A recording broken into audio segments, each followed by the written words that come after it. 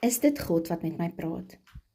In die stilte van ons harte of die gewoel van ons daaglikse lewe wonder ons soms, is dit God wat met my praat of is dit my eie gedagtes, my verbeelding of dalk iets anders?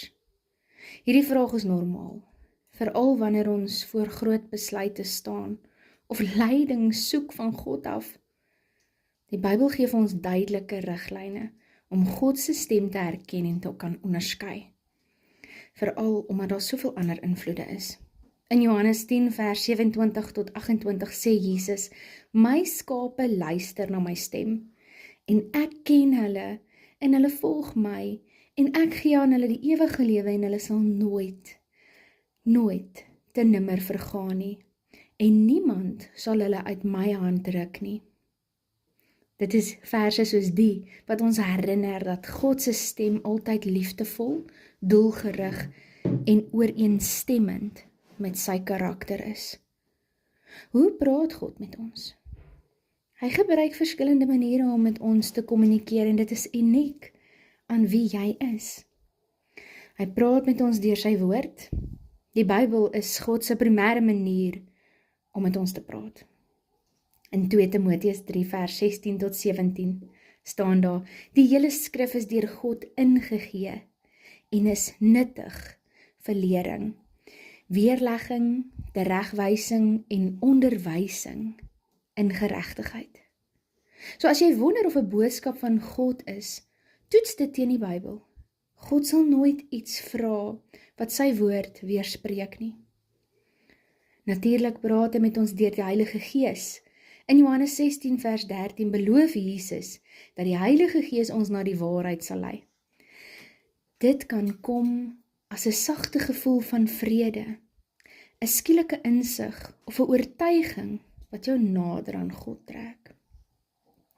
As jy vandag voel, Here, is dit U wat met my praat? Ek het hierdie groot besluit om te neem. Ek soek leiding, Here. Bid en vra die Here, Vader, ek word stil.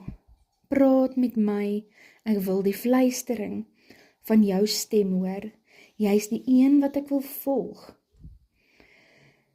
Dit is normaal as jy soms twyfel. Selfs Elia, 'n groot profeet, het God se stem nie in die storm of aardbewing gehoor nie, maar het sy stem op 'n unieke manier gehoor, in 'n sagte fluistering, soos ons lees in 1 Konings 19. God se stem is dikwels stil en subtiel, en dit vra ons om stil te word en te luister. Neem vandag 'n paar minute om stil te word.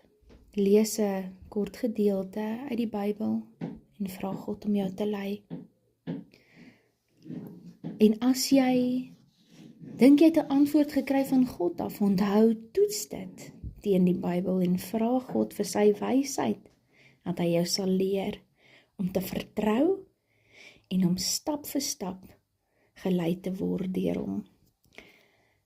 Mag jy deur die Vader geseënd wees en mag jy altyd 'n seën wees vir almal in jou lewe. En mag jy vandag die antwoord kry wat jy soek.